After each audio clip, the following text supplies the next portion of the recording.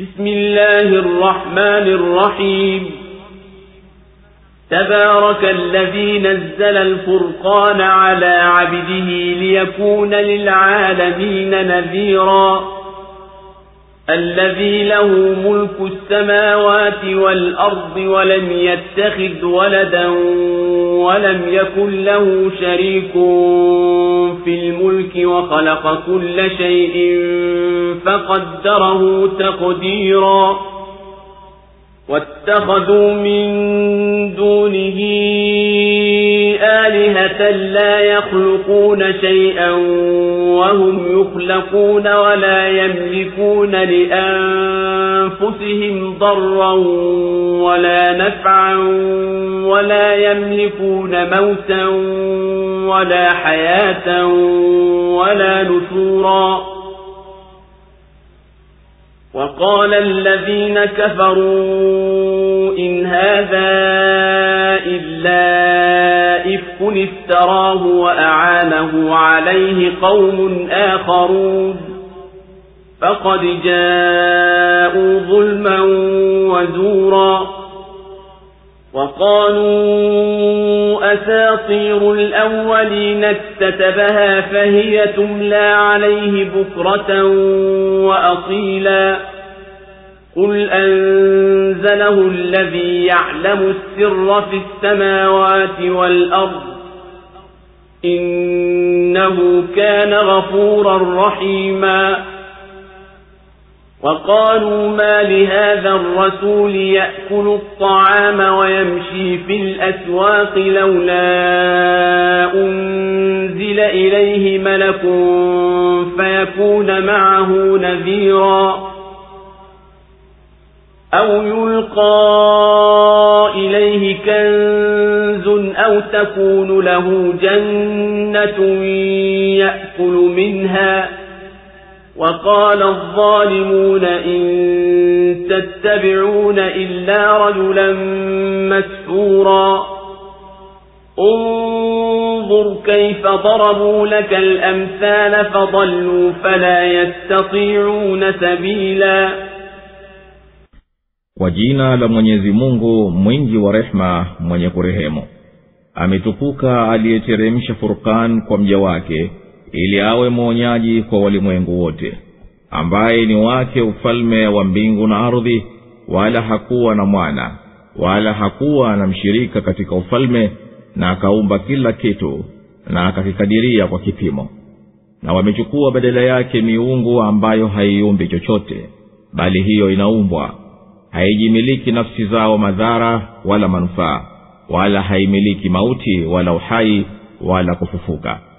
Na wamesema waliokufuru, haya si chochote ila ni uzushi aliyouzua, na wamemsaidia kwa haya watu wengine. Hakika hawa wamekuja na dhulma na uongo. Na wakasema hivi ni visa vya watu wa kale alivyoviandikisha, anavyosomewa asubuhi na jioni. Sema, ameyateremsha haya juu siri za katika mbingu na ardhi, hakika yeye ni mwenye kusamehe mwenye kurehemu. Na wakasema, ana nini mtume huyu? Anakula chakula na anatembea masokoni, mbona hakuteremshiwa malaika akawa mwonyaji pamoja naye? Au akaangushiwa hazina juu yake, au akawa na bustani ale katika hiyo? Wakasema madhalim, nyinyi hamumfuati ila mtu aliyerogwa. Tazama jinsi wanavyokupigia mifano, basi wamepotea wala hawataiweza njia. الله أكبر الله أكبر لا إله إلا الله. Suratul Furqan imeteremka Makka. Idadi ya aya za sura hii ni 77, zote ni za Makka isipokuwa ya 68, 69 na 70. Sura imeanzia kwa kubainisha cheo cha Qur'an na ukubwa wa ufalme wa mwenye kuiteremsha, ambaye ndiye mwenye ufalme wa mbingu na ardhi, na juu ya utukufu wa utawala wake. Washirikina bado badala yake wanaabudu masanamu na wanaikadhibisha Qur'an, na wanaukataa utume wa mtume sallallahu alaihi wasallama kwa hoja ya kuwa eti yeye ni binadamu, anakula chakula na anatembea masokoni, na kwa ubishi wanataka malaika ndiyo wawaletee ujumbe. Na lau kuwa Mwenyezi Mungu amewafanya mitume wake malaika, ingeliwafanya ni watu ili wapate kufahamiana na watu, ubabaishi ungebaki. Na wakapinga kwa nini Qur'an ikawa inateremka vipande vipande. Wakajibiwa hikma ya hayo, na inda hii ikafuatilizwa kwa mifano yake yenye kueleza habari za mitume waliopita na kaumu zao. Lakini hizo kaumu zikafuata matamanio yao, wakawa kama wanyama au wapotovu zaidi katika mwendo wao. Na zikaja aya za uumbaji zenye kuonyesha ukamilifu wa kudra yake mtukufu, yenye kufahamisha uangalizi na maarifa. Na sura ikahitimisha kwa kutaja sifa za waumini zitazowarithisha vyumba vya peponi vya juu watapopokewa kwa maamkio na kusalimiwa. Mambo ya Mwenyezi Mungu yametukuka na kheri yake imezidi. Yeye ndiye aliyeteremsha Furqani, yani Qur'ani, ya kufarikisha baina ya kweli na uongo juu ya mja wake Muhammad sallallahu alaihi wasallama, ili awe mwonyaji na mwenye kuifikisha hiyo Qur'ani kwa walimwengu wote. Yeye subhanahu ndiye peke yake aliyemiliki mbingu na ardhi, aliyetakasika na haja ya kuwa na mwana, wala hakuwa na mshirika wowote katika ufalme wake. Na yeye kaumba kila kitu na akakipima kwa kipimo barabara kwa sheria zake, ili kiweze kutimiza wajibu wake kwa nidhamu. Ambaye ni wake ufalme wa mbingu na ardhi, wala hakuwa na mwana wala hakuwa na mshirika katika ufalme, na akaumba kila kitu na kikadiria kwa kipimo. Elimu ya sayansi ya sasa imethibitisha kuwa vitu vyote vinakwenda kwa mujibu wa hukumu za uumbaji wake na maendeleo yake namna mbalimbali, kwa kufuata mpango madhubuti ambao hapana mwenye uwezo juu yake ila muumbaji mwenye uwezo, mwenye kuanzisha kila kitu. Kwani katika kuwa kwake imebainika kuwa vitu vyote, viumbe vyote, na vingahtilifiana umbo lake na sura yake, kwa hakika vinatokana na mada chache za asili za kuhisabika, na hisabu ya mada hizo, yani elements, na karibia 100, nazo ni 96 zinazojulikana mpaka sasa. Nazo zinakhtalifiana kwa sifa zao za maumbile, yani physically, na za alkimia, yani chemically, na pia katika uzito wake wa chembe, yani atomic weight. Zinaanza kwa mada asli, yani element nambari 1, nayo ni hydrogen yenye atomic weight 1, na kuishia na element nambari 96, borium, ambayo atomic weight yake bado haijulikani. Na element ya mwisho katika sayansi ni uranium, na atomic weight yake ni 238.57. Na hizi element hujengeka na kufanyika compound kwa mujibu wa kanuni madhubuti zisizoweza kuepukwa. Hali kadhalika mimea na wanyama, kila mmoja wao amegawika katika koo na makundi na namna, orders, families, species and subspecies, zinazogeuka sifa zake kwa madaraja ya viumbe vilivyo hai, mpaka kuishia viumbe vyenye khalaya au cell moja, yani unicellular, kama microbes, mpaka viumbe vyenye cells nyingi, yani multicellular, mpaka kufikia binadamu, na ndiye aliyekamilika kuliko wote. Na kila namna hizo sifa maalum zinarifika katika kundi kizazi baada ya kizazi. Na yote haya yanakwenda kufuata kanuni na mipango iliyothibiti madhubuti, inayoonyesha kwa uwazi utukufu wa mwenye kuumba na uwezo wake. Ametakasika subhanahu, na ametukuka na hao wanaomshirikisha naye. Na juu ya yote hayo makafiri wakaacha kumwabudu yeye, wakenda kuchukua miungu mingine kuiabudu badala ya Mwenyezi Mungu katika masanamu na nyota na watu.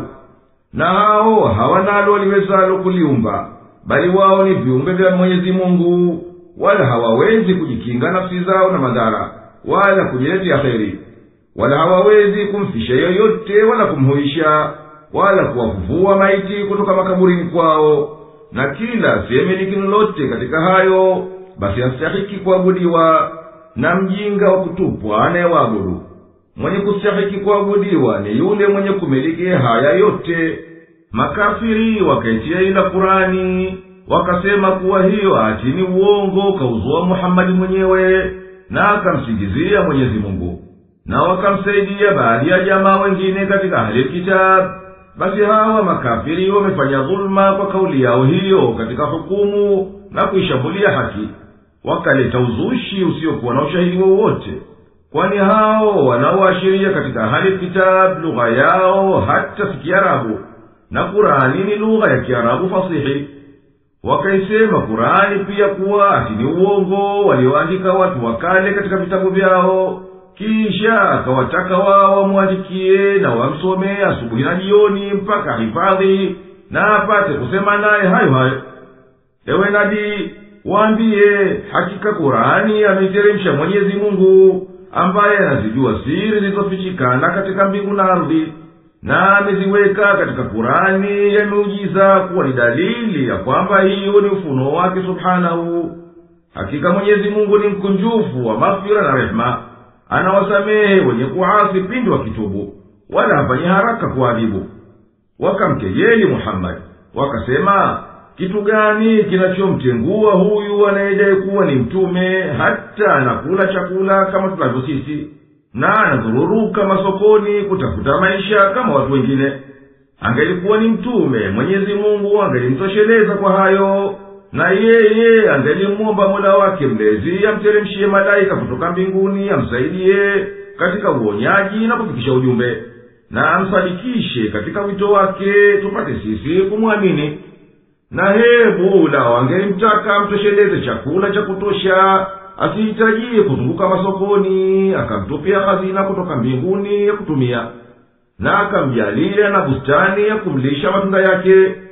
Na wakubwa wa makafiri waliojidhulumu nafsi zao kwa ukafiri, wenye kuwapotoa watu wasimwamini Muhammadi, na wenye kufanya hila za kuwaingiza shaka waumini, walisema, nyinyi hamumfuati na huyo mtu aliyezua akili yake, basi anabwabwatika bila ya kuwa na hakika. Hebu angalia, ewe nabii, vipi wanavyokupigia mifano hawa. Mara wanakupigia mfano wa mwenye kurogwa, mara nyingine kuwa ati ni mwenda wazimu, mara ya tatu kuwa ni mwongo, na mara ya nne kuwa unaipokea Kurani kutokana na wasiokuwa Waarabu. Hao kwa hayo hakika wamepotea njia ya haki na kuhojiana kulio sawa, basi hawaitambui njia ya kufikiria yote hayo.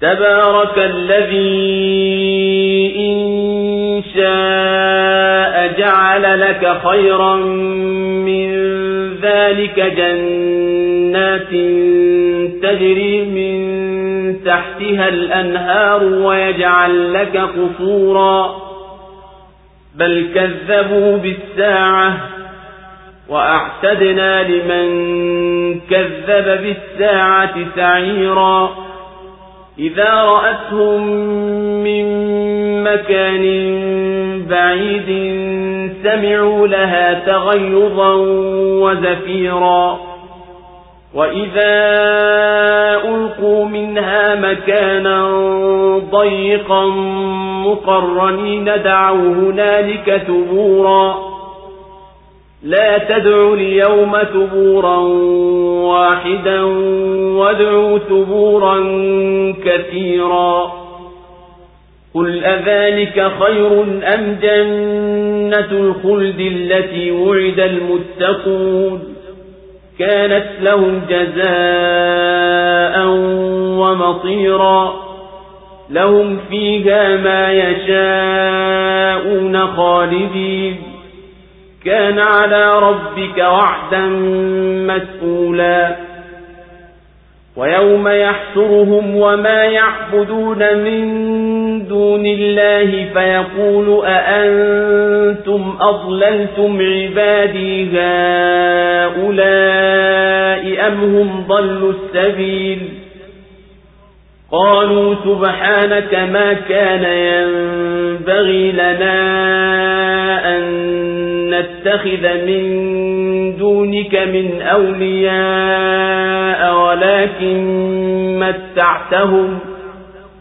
ولكن متعتهم وآباءهم حتى نسوا الذكرى كانوا قوما بورا فقد كذبوكم بما تقولون فما تستطيعون صرفا ولا نصرا ومن يظلم منكم نذقه عذابا كبيرا وما أرسلنا قبلك من المرسلين إلا إنهم ليأكلون الطعام ويمشون في الأسواق وجعلنا بعضكم لبعض فتنة أتصبرون وكان ربك بصيرا.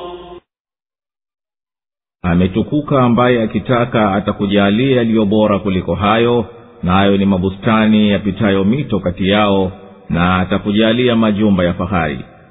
Bali wanaikanusha saa, na sisi tumemwandalia moto mkali kabisa huyo mwenye kuikanusha saa. Ule moto ukiwaona tangu mahali mbali, wao watasikia hasira yake na mgurumo wake. Na watakapotupwa humo mahali dhiki, hali wamefungwa, wataomba wafe. Msiombe kufa mara moja tu, bali mfe mara nyingi. Sema, je, haya ni bora au pepo ya milele ambayo wameahidiwa wacha Mungu iwe kwao malipo na marejeo? Watayapata humo wayatakayo daima dawamu. Hii ni ahadi juu ya Mola wako mlezi inayoombwa. Na siku watakapowakusanya wao na hao wanaoabudu, na akasema, je, ni nyinyi mliowapoteza waja wangu hawa, au wao wenyewe walipotea njia? Watasema, subhanak, umetakasika na upungufu. Haikutupasia sisi kuchukulia walinzi badala yako, lakini wewe uliwastarehesha wao na baba zao, hata wakasahau kukumbuka na wakawa watu walioangamia. Basi walikukanusha kwa mlioyasema, kwa hivyo hamwezi kujiondolea wala kujisaidia.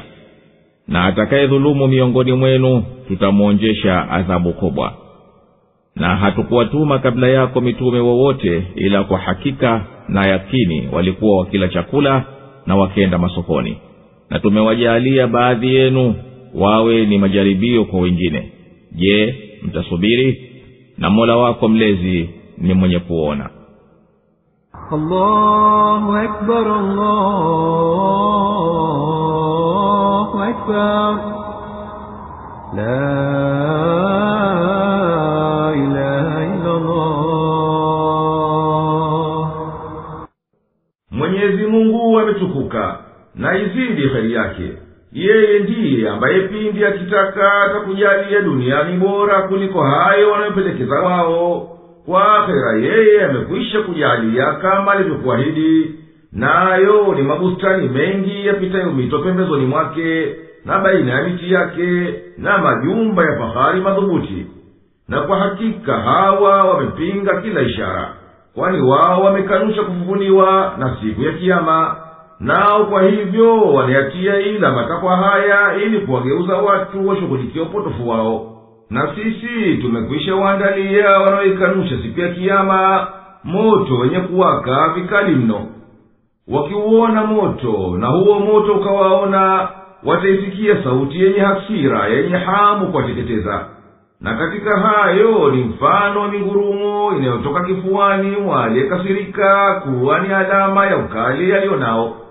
Na watapotupwa katika pahala pembamba kwa kulingana na unene wao, nao wamefungua pingu mikono yao kwenye shingo zao, watapiga kelele kuhimiza wateketezwe upesi upesi, ili wapate kupumzika na kitisho cha adhabu. Wataambiwa kwa kuwahizi na kwa kejeli, msitake kuangamia mara moja tu, bali takeni muangamie mara nyingi. Hamtopata kusalimika na hayo mlionayo, na hakika namna ya adhabu zao ni nyingi. Ewe nabii, waambie makafiri, je, marejeo haya yaliyoahidiwa makafiri ni bora au pepo yenye kudumu neema zake, na ambayo wameahidiwa waumini wacha Mungu kuwa itakuwa yao kama ndiyo malipo na marejeo ya kuendea baada ya kufuliwa na kuhesabiwa? humo watapatwa kitakacho, wataneemeshwa kwa neema za daima ziyo katika. Na neema hizi ni ahadi ya Mwenyezi Mungu kwao. Walimwomba Mola wao mlezi itimie, naye akawaitikia kwa waliloliomba, kwani ahadi yake hayendi kinyume. Nataja kwa ajili ya mawaidha siku ambayo Mwenyezi Mungu atawakusanya washirikina kwa ajili ya hisabu katika siku ya Kiyama, pamoja na hao ambao walikuwa wakiwaabudu duniani badala ya Mwenyezi Mungu, kama Yesu yani Nabii Isa, Ezra yani Uzairi na malaika. Mwenyezi Mungu atawauliza hao waabudiwa, je, ni nyinyi ndiyo mliwapoteza waja wangu mkawaamrisha kuabuduni, au wao wenyewe ndiyo waliopotea njia kwa hiari yao kuabuduni? Jawabu yao itakuwa, umetakasika na umetukuka. Haikutufalia sisi kabisa tumtake mlinzi badala yako atunusuru na angalie mambo yetu. Basi itakuwaje juu ya haya tumtake yote tuabudu sisi badala yako wewe? Lakini sababu ya ukafiri wao hawa ni kuwa uliwastarehesha kwa muda mrefu duniani wao na baba zao. Hayo yakawapanisha kichwa, wakasahau kukushukuru na kukuelekea wewe tu kwa ibada. Basi wakawa kwa jeuri hiyo na ukafiri huo wanastahiki kuangamizwa.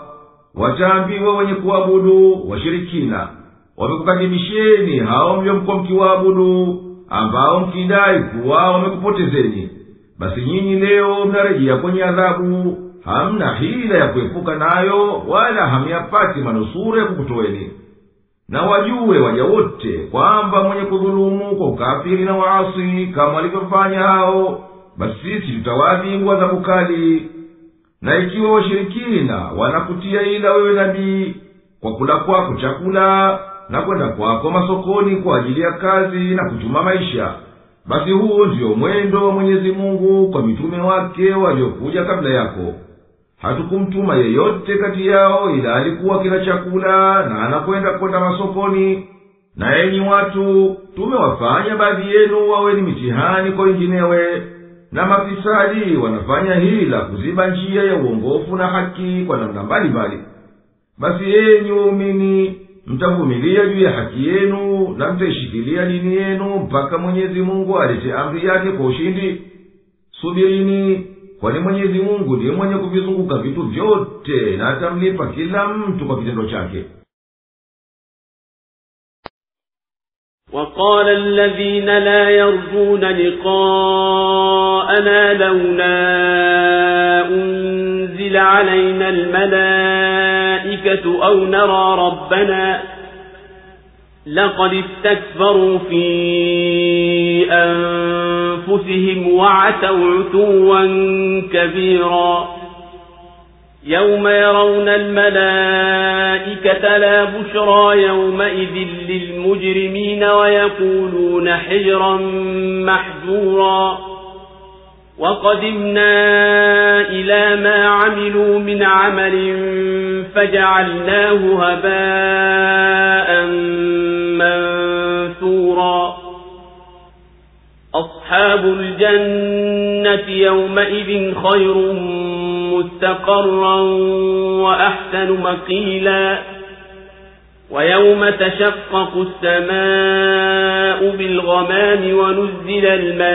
الملائكة تنزيلا الملك يومئذ الحق للرحمن وكان يوما على الكافرين عسيرا ويوم يعض الظالم على يديه يقول يا ليتني اتخذت مع الرسول سبيلا يا ويلتى ليتني لم أتخذ فلانا خليلا لقد أضلني عن الذكر بعد إذ جاءني وكان الشيطان للإنسان خذولا وقال الرسول يا رب إن قوم اتخذوا هذا القرآن مهجورا وكذلك جعلنا لكل نبي عدوا من المجرمين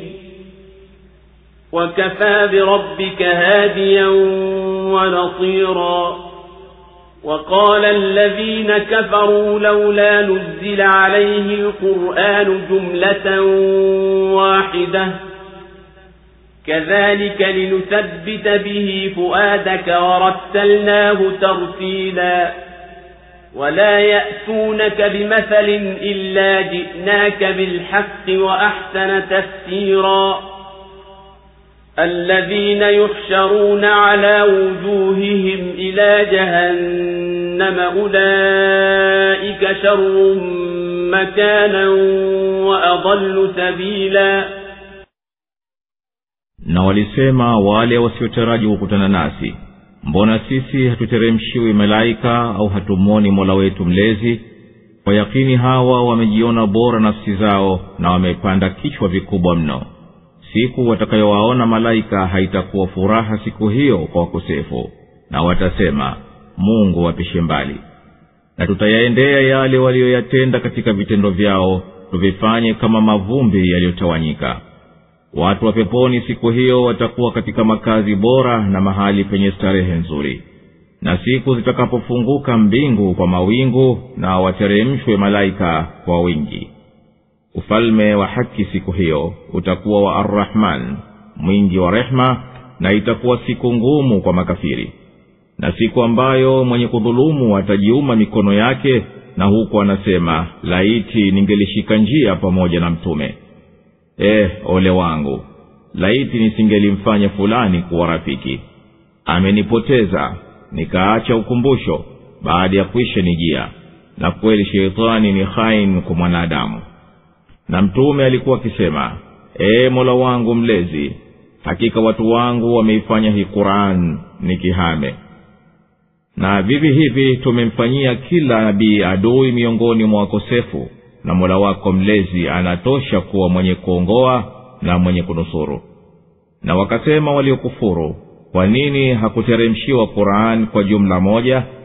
Hayo ni hivyo ili tuuthibitishe moyo wako, na ndiyo tumeisoma kwa mafungu. Wala hawatakuletea mfano wowote, ila na sisi tutakuletea kwa haki na tafsiri iliyo bora. Wale ambao watakaokusanywa na kubururwa kifudifudi mpaka kwenye jahannam, hao watakuwa na mahali pabaya, ndio wenye kuipotea sana njia. Allahu Akbar, Allahu Akbar, la ilaha illa Allah. Na wakasema wanaokataa kufufuliwa na wala hawatumai kuwa yapo malipo kwa vitendo vyao, kwa nini hateremshiwi malaika wa kupunga mkono, au Mwenyezi Mungu akajionyesha kwetu na akatuambia kwamba kweli yeye kakutuma? Kiburi kimewajaa katika nafsi zao, na wamepita mpaka katika udhalimu na ujabari. Siku ya kiyama watawaona malaika kama walivyotamani, na hayo yatakuwa ni sababu ya kitisho kwao, wala si jambo la kuwafurahisha. Watatafuta kujilinda nao kama walivyokuwa wakitafuta kujilinda na vinavyotisha duniani. Na siku ya kiyama tutawaletea walioyatenda katika mambo ya kuonyesha wema kwa dhahiri na hisani katika dunia, na sisi tutayafanya yaondokee patupu, na tutaharimisha thawabu zake kwa kuwa yamekosa imani ambayo ni dharura ipatikane ili vitendo vitiwe maanani. Watu wa peponi siku ya kiyama ndiyo wataokuwa na utulivu bora na mashukio mazuri na makazi ya starehe, kwa sababu hii ni pepo walioandaliwa waumini, si moto walioandaliwa makafiri. Ewe nabii, itaje siku inapopasuka mbingu na ikafunguka, na akadhihiri kati yake mawingu, na malaika wakashuka hasa kwa yakini.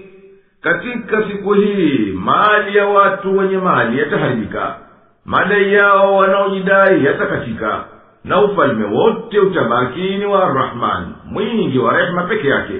Na itakuwa siku ya shida ngumu mno kwa makafiri.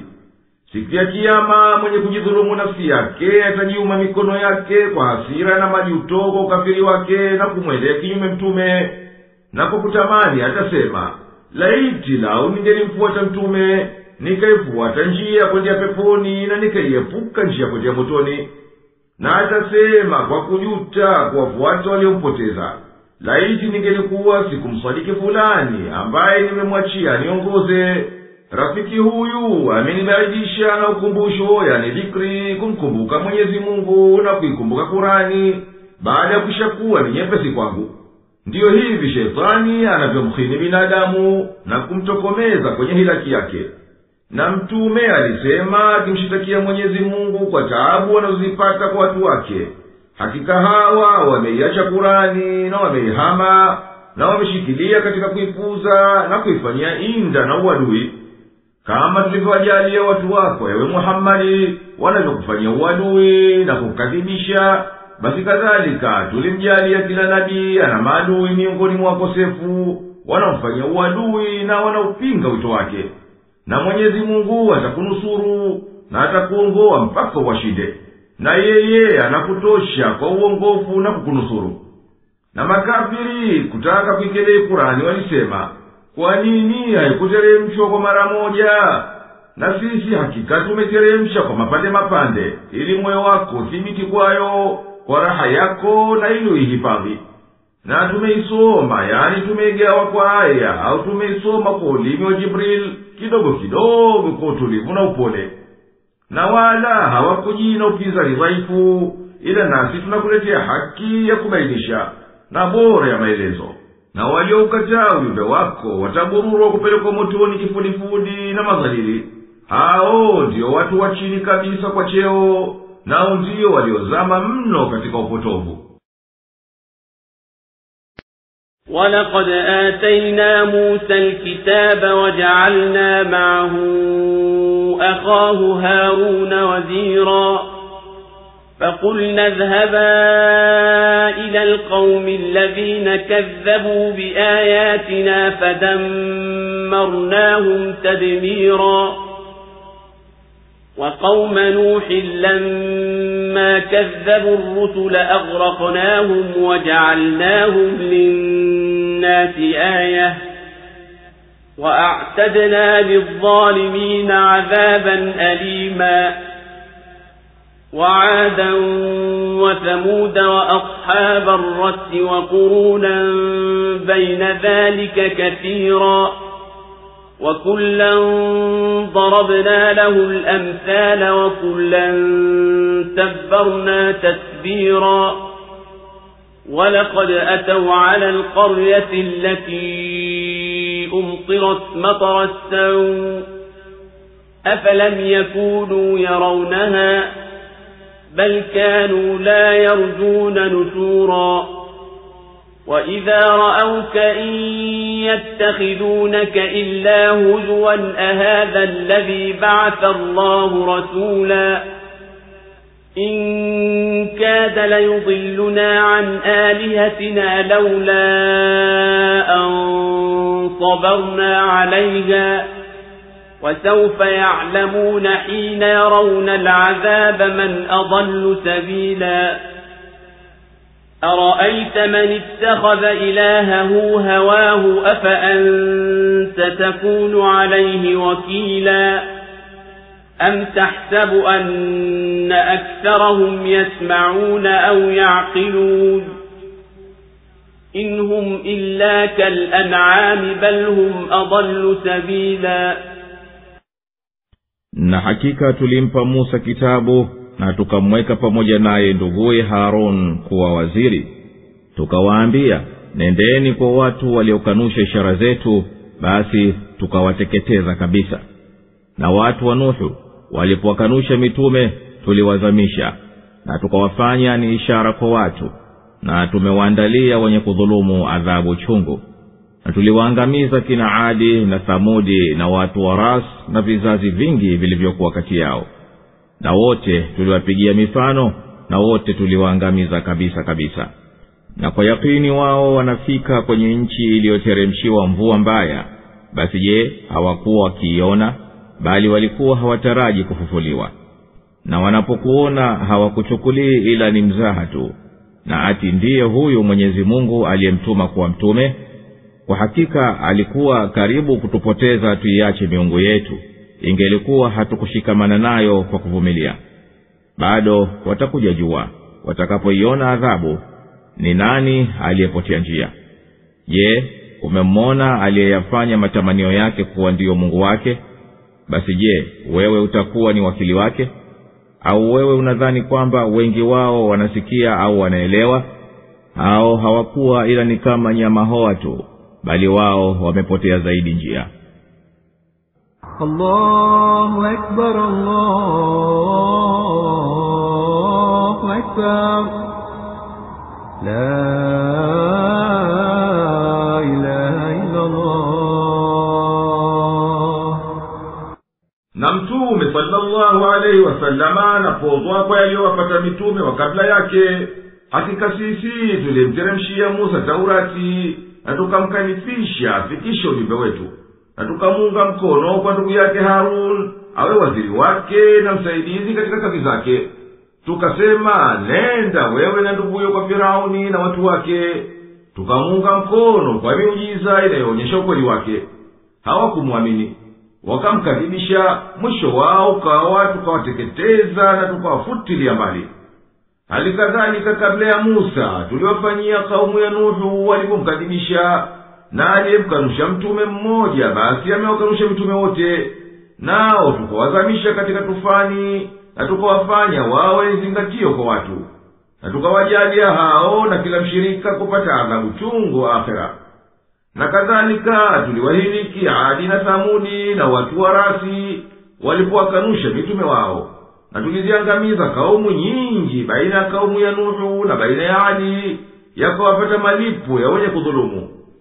Ras, kama ilivyoelezwa katika mufradati ya Raghib al-Asfahani, ni bonde, na akatolea ushahidi ubeti wa shairi, nao ni bonde la Rasi kama mkono kwa mdomo.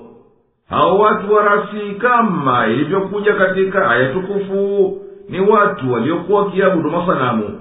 Mwenyezi Mungu aliwatumia Shuaibu, basi hao ndio waliopelekewa mtume Shuaibu alayhi salam, na Mwenyezi Mungu alitakasika amewaeleza hao kaumu Shuaibu kuwa ni watu wa vichakani, yani al-Aikat, nao ni pahala penye miti mingi panasifika kwa neema, na mara nyingine wanaitwa watu wa Ras, nalo ni bonde lenye kheri kubwa kuonesha neema alizowaneemesha Mwenyezi Mungu.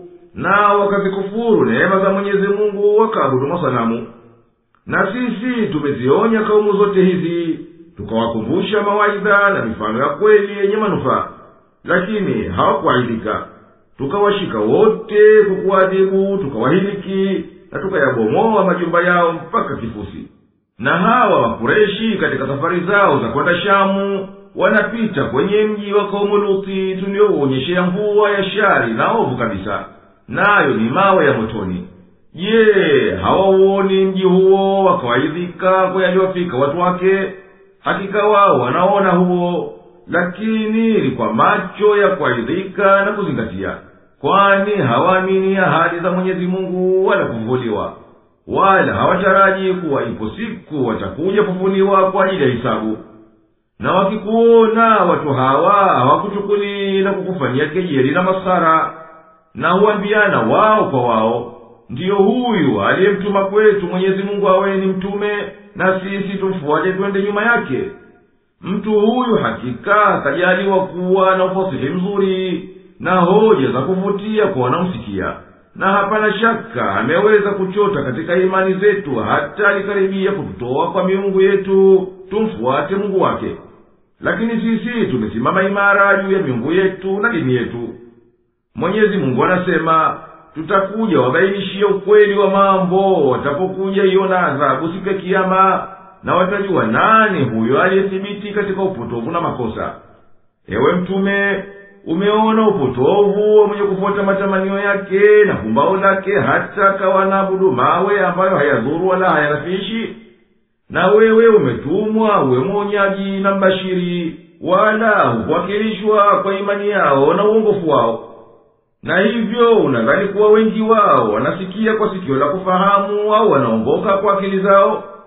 Wameshatupilia mbali kama walivyoamrishwa na ndoto zao, wamekuwa kama wanyama wa kufuga, hawa nalo linalowashughulisha ila kula na kunywa na kustarehe na maisha ya dunia, wala hawana fikra yoyote baada ya hayo, bali hali yao ni ovu zaidi kuliko ya wanyama, kwani wanyama wafuata bwana zao katika yenye kheri nao na wanaepuka ya kuwadhuru, lakini watu hawa wanajitokomeza wenyewe kwenye mambo ya kuwahiliki.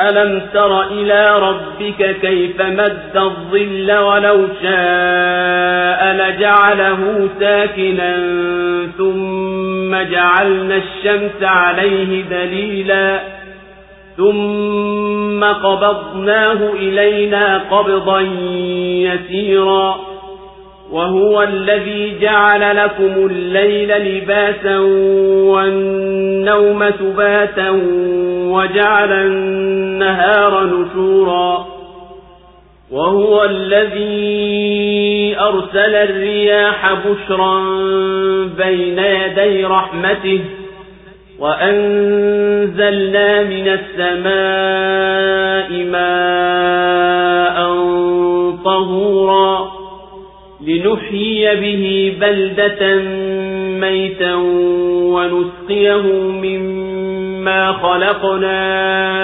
أنعاما وأناسيا كثيرا ولقد صرفناه بينهم ليذكروا فأبى أكثر الناس إلا كفورا ولو شئنا لبعثنا في كل قرية نذيرا فلا تطع الكافرين وجاهدهم به جهادا كبيرا وهو الذي مرج البحرين هذا عذب فرات وهذا ملح أجاج وجعل بينهما برزخا وحجرا محجورا وهو الذي خلق من الماء بشرا فجعله نسبا وصهرا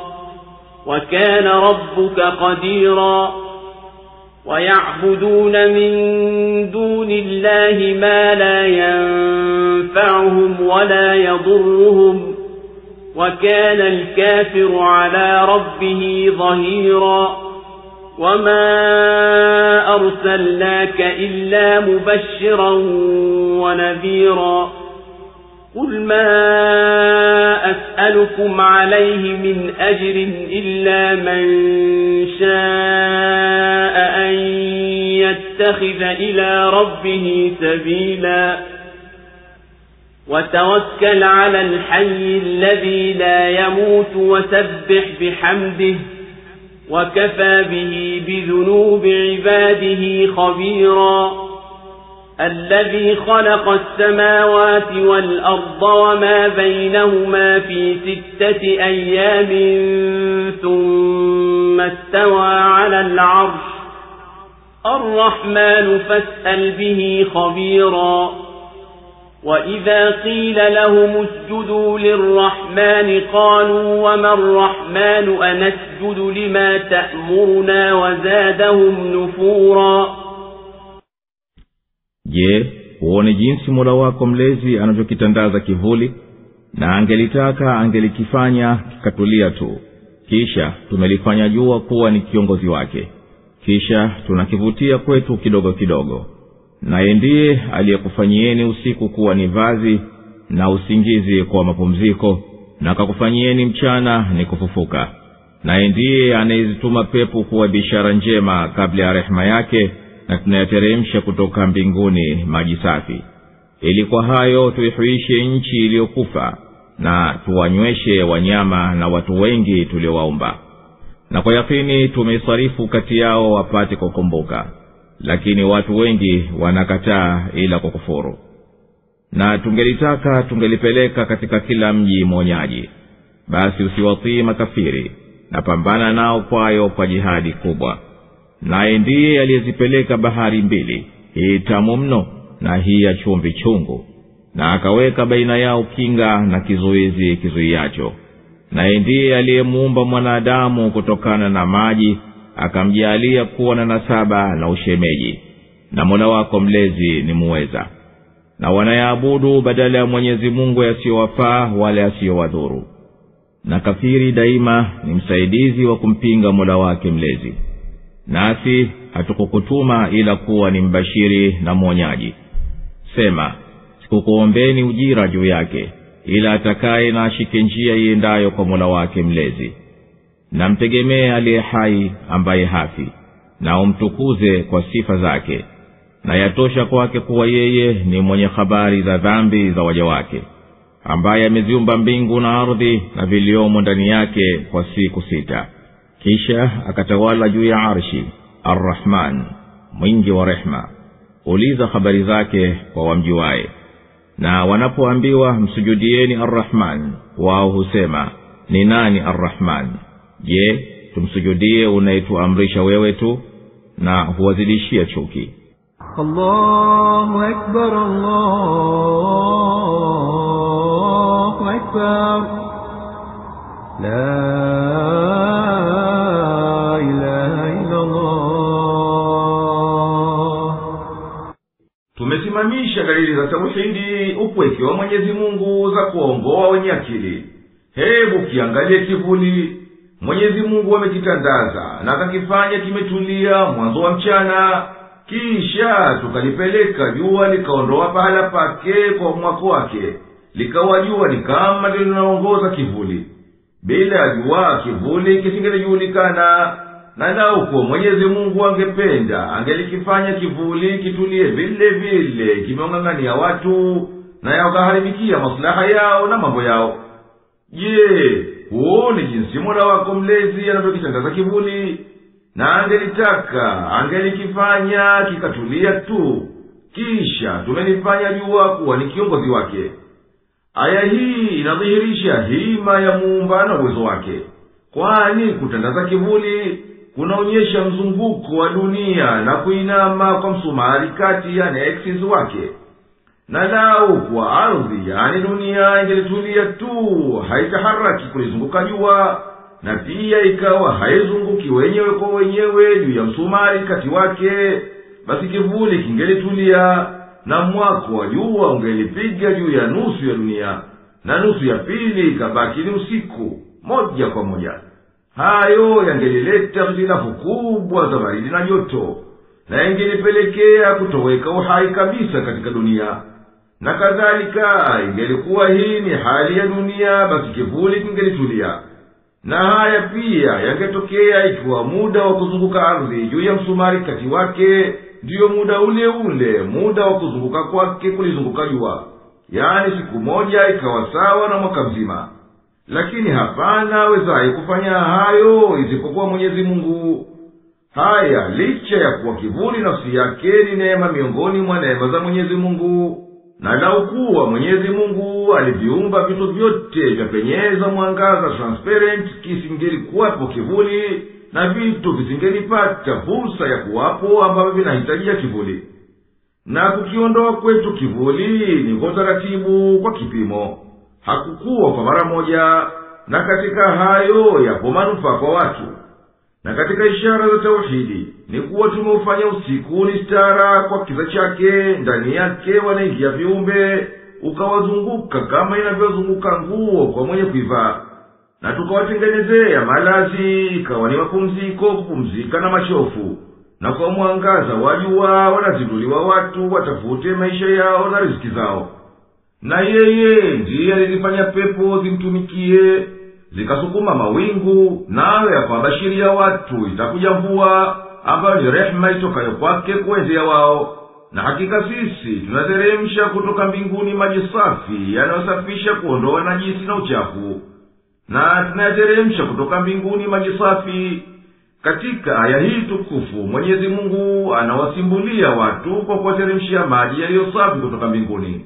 Na aya hii inafahamisha kuwa maji ya mvua katika asili ya kuumbwa kwake ni maji safi kabisa, na juu ya kuwa baada yake na beba takataka nyingi katika anga, lakini bado yamo katika daraja ya usafi. Tunaiteremsha mvua kwa sababu makulima yapate kumea na kukua, na ardhi ipate kufufuka baada ya kufa kwake, na wanyweshwe watu na wanyama walioumbwa. Na hii Kurani tumeibainisha na tumeisarifu, tumeifanya ili watu wamkumbuke Mola wao mlezi na wawaidhike na watende kwa mujibu wake. Lakini wengi wa watu wanakataa isipokuwa ukafiri na inda tu. Na lau kuwa tumetaka, basi tungelimpeleka muonyaji kwenye kila mji. Basi jitahidi na wito wako, na wacha maneno ya makafiri na tupilia mbali wanayoyaleta. Naendelea na kulingania kwako kwa haki na kufikisha ujumbe wa Mola wako mlezi. Na wao wakiupinga wito wako na wakawavamia waumini, basi wapige vita, na kwa hayo pigana jihadi kubwa. Na Mwenyezi Mungu ndiye aliyeziendesha bahari mbili, bahari ya maji matamu na bahari ya maji ya chumvi, na akafanya njia ya kila moja inakaribiana na nyingine. Na juu ya hivyo maji yao hayachanganyikani. Hiyo ni neema na rehema kwa watu. Naye ndiye alizipeleka bahari mbili, hii tamu mno na hii ya chumvi chungu, na akaweka baina yao kinga na kizuizi kizuiacho. Yamkini aya hii inaashiria neema ya Mwenyezi Mungu kwa waja wake kwa kutochanganyika maji ya chumvi yanayopenya kutoka baharini kwenye miamba ya karibu na mwambao, na maji matamu yanayopenya kutoka bara yasichanganyike kwa ukamilifu, na hali nayo yanakutana. Matamu yanakuwa yako juu ya maji chumvi, kama kwamba baina yao pana kinga kinachozuia haya yasiingiane na haya, na kizuizi kizuiacho, yani kizuizi chembamba kisichoweza kukiona. Na haya si tu, bali ipo kanuni madhubuti inayohukumu mahusiano haya, na inayoyahukumu kwa maslaha ya wanadamu wanaokaa katika maeneo hayo, na maisha yao yanategemea kuwepo hayo maji matamu. Kwani imethibiti kwa tabaka ya maji matamu yaliyoko juu kuzidi unene wake kwa mujibu wa kuzidi usawa, yani level wa bahari kwa mpango maalum. Hata inakuwa yawezekana kuhesabu kina cha mwisho cha maji matamu ambayo yamkinika kuyapata. Kwani hiyo ni sawa sawa na kadri ya ikhtilafu baina ya usawa wa ardhi na usawa wa bahari mara 40. Na Mwenyezi Mungu ndiye aliyeumba kutokana na manii hawa watu, na akawajalia wanaume na wanawake waliohusiana kwa nasaba ya kuzaana na kwa ushemeji wa kuoana. Na Mwenyezi Mungu ni muweza kwa atakayo, kwani kwa hiyo manii ameumba namna mbili mbalimbali. Na baada ya ishara hizi zenye kuonyesha kuwa Mwenyezi Mungu peke yake ndiye anayestahiki kuabudiwa, na kwamba hapana Mungu isipokuwa yeye, wanatoka kikundi cha watu kuabudu masanamu yasiyowafaa wala kuwadhuru. Na hawa kwa kujua kwao haya wanamsaidia shetani, na yeye anawapoteza. Basi hao inakuwa wanasaidiana katika kuipinga haki ambayo Mwenyezi Mungu anawaitia.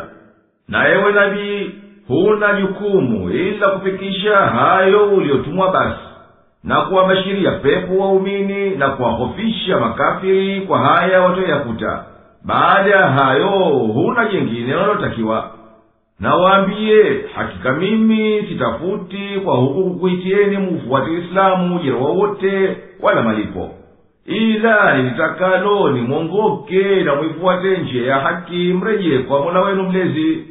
Na katika mambo yako mtegemee Mwenyezi Mungu aliye hai, ambaye hayumkini kufa, na mtakase na mtukuze kukuzisifu neema zake, na waachilie mbali waliotoka kwenye njia, kwani Mwenyezi Mungu anawajua vyema na atawalipa kwa dhambi zao. Na Mwenyezi Mungu ndiye aliyeziumba mbingu na ardhi na vilio baina yao kwa siku 6, naye ametawala juu ya arshi, kiti cha enzi cha ufalme wote, na madaraka yake yameenea kila kitu. Na yeye ndiye mwingi wa rehema, Ar-Rahman. Na ukitaka lolote katika sifa zake muulize, ajuaye atakujibu. Naye ni Mwenyezi Mungu mwenye hikma, ambaye ameziumba mbingu na ardhi na viliomo ndani yake kwa siku 6, kisha akatawala juu ya arshi, Ar-Rahman mwingi wa rehema. Ulize habari zake kwa wamjuaye. Hizo siku 6 ni usemi wa Mwenyezi Mungu mtukufu aliyetukuka kueleza wakati, na yeye mtukufu ndiye mwenye kujua zaidi kipimo cha hiyo siku. na kwa upande wa kielimu za sayansi, kazi ya kuumba ulimwengu unahitaji kupita vipindi na viwango mbalimbali, na mbingu na ardhi na viliomo ndani yake ni ishara ya vyombo vyote vya mbinguni, nyota na jua, sayari, miezi, mavumbi, gesi za namna mbalimbali na nishati, yani inaji, na vyote hivyo vinavyofanya ndio ulimwengu wa duniani na angani.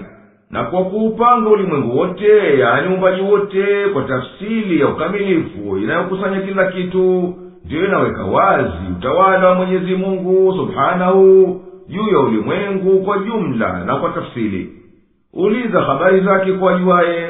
Katika kifungu hiki cha aya hii tukufu pana uongozi wa kisayansi kutokana na Mwenyezi Mungu, kuonyesha dharura ya uchunguzi na utafiti wa mambo yanayoonekana ya uumbaji na mipango yake. Tuyangalie ndani ili tujue siri za uweza wa Mwenyezi Mungu katika kuanzisha huu ulimwengu. Na wakiambiwa hawa makafiri, nyenyekeni Ar-Rahmani, mwingi wa rehema, na mwabudu, wao husema, nani huyo Ar-Rahmani? Sisi hatumjui hata tumsujudie. Basi tukufuate amri yako tu. Na wanazidi kuwa mbali na kutengeka na imani.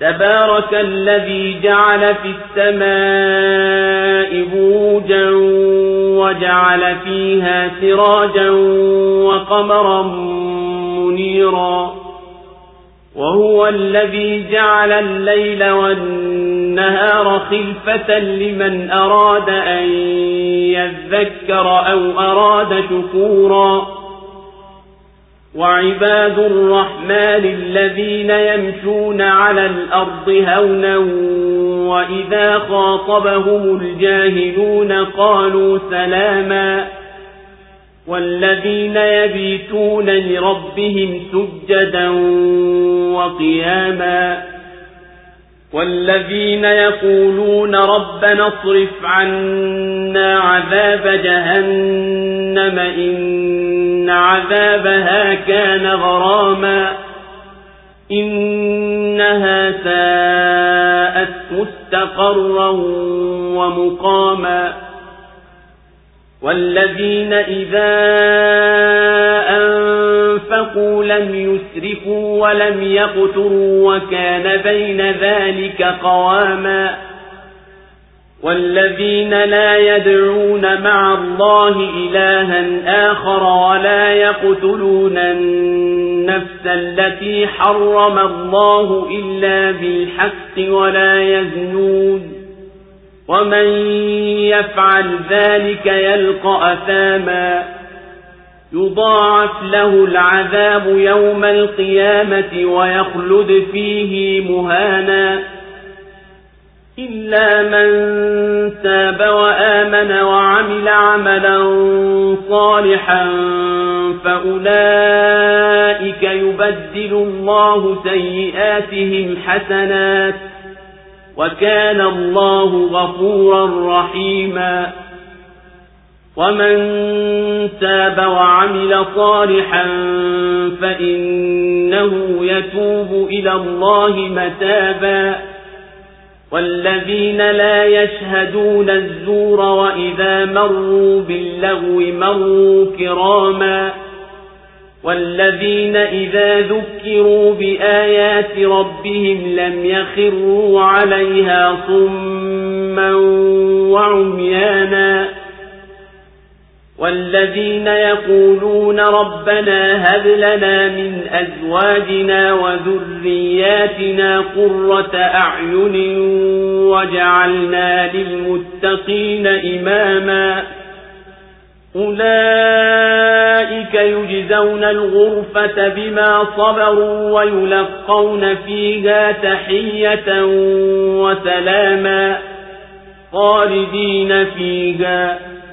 حسنت مستقرا ومقاما قل ما يعبأ بكم ربي لولا دعاؤكم فقد كذبتم فسوف يكون لزاما.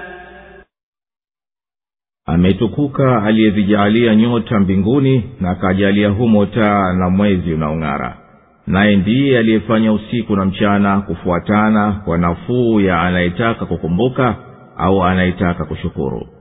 Na waja wa Ar-Rahman mwingi wa rehma ni wale wanaotembea ulimwenguni kwa staha, na wajinga wakiwasemeza hujibu salama. Na wale wanaokesha kwa ajili ya Mola wao mlezi kwa kusujudu na kusimama. Na wale wanaosema, Mola wetu mlezi, tuondolee adhabu ya Jahannam, hakika adhabu yake ikimpata mtu haimwachi. Hakika hiyo ni kituo na makao mabaya. Na wale ambao wanapotumia hawatumii kwa fujo wala hawafanyi ubakhili, bali wanakuwa katikati baina ya hayo. Na wale wasiomomba Mungu mwingine pamoja na Mwenyezi Mungu, wala hawaui nafsi aliyoiharamisha Mwenyezi Mungu isipokuwa kwa haki, wala hawazini, na atakayefanya hayo atapata madhara. Atazidishiwa adhabu siku ya Kiyama, na atadumu humo kwa kufedheheka, isipokuwa atakayetubu na akaamini na akatenda vitendo vyema. Basi hao Mwenyezi Mungu atayabadilisha maovu yao yawe mema, na Mwenyezi Mungu ni mwenye kusamehe, mwenye kurehemu.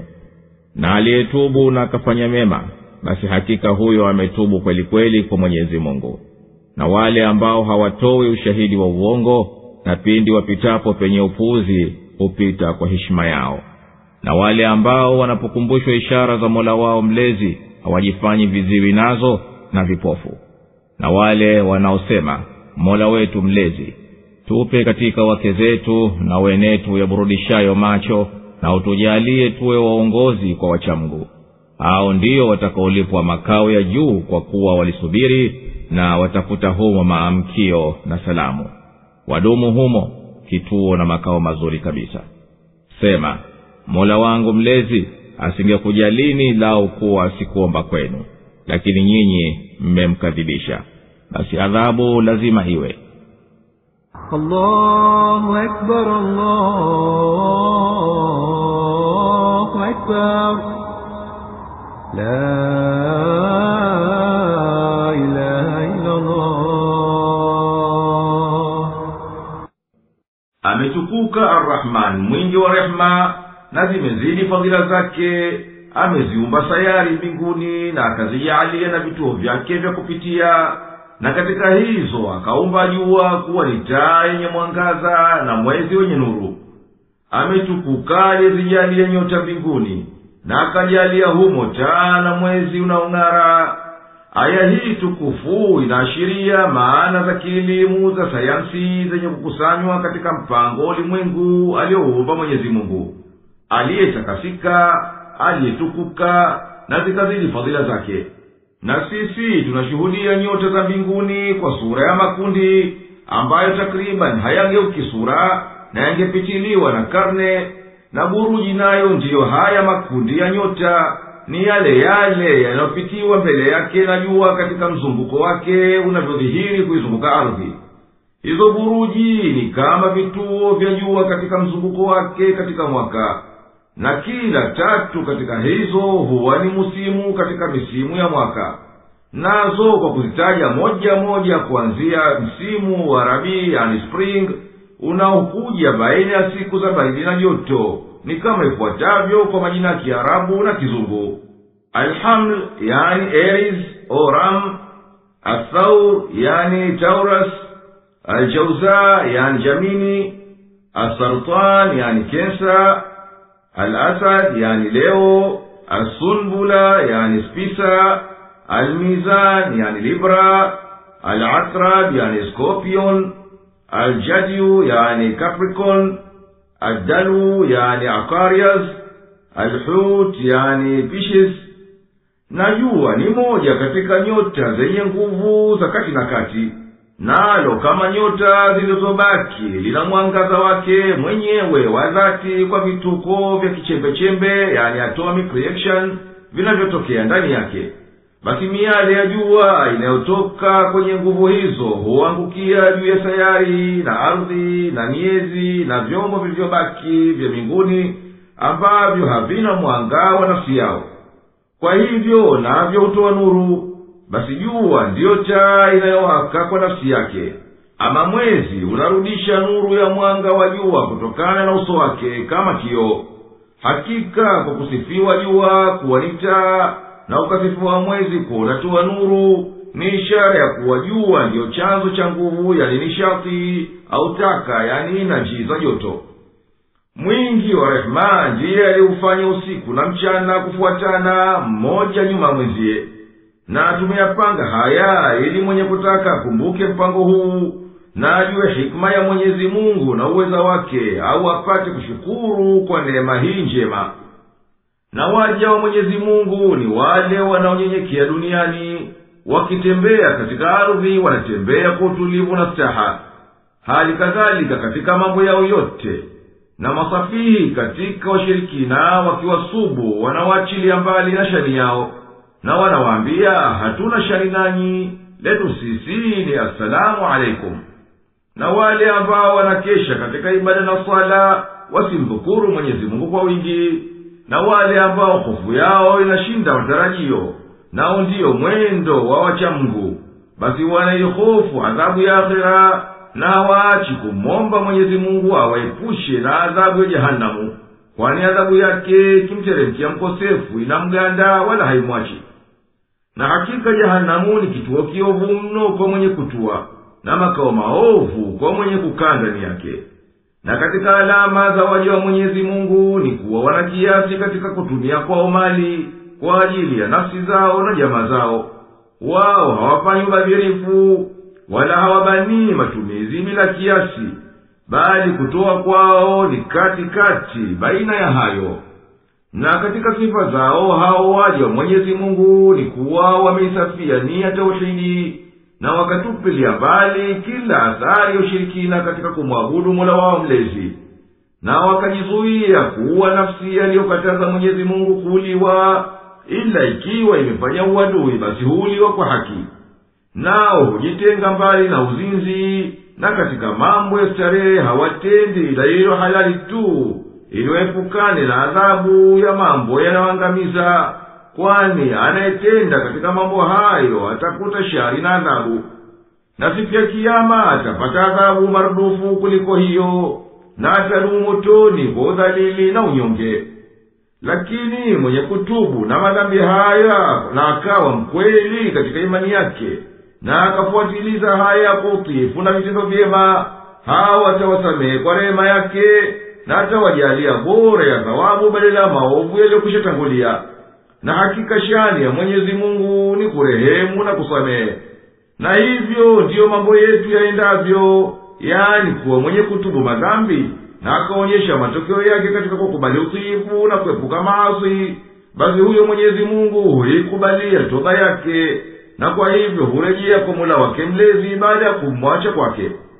Na katika hulka za waja wa mwingi wa rehema ni kuwa wanajiepusha na kutoa ushahidi wa uongo, na wakisalifu kukutana na mtu asiyekuwa na kauli au kitendo chema, hawashirikiani naye katika hayo, na huacha kufuatana naye.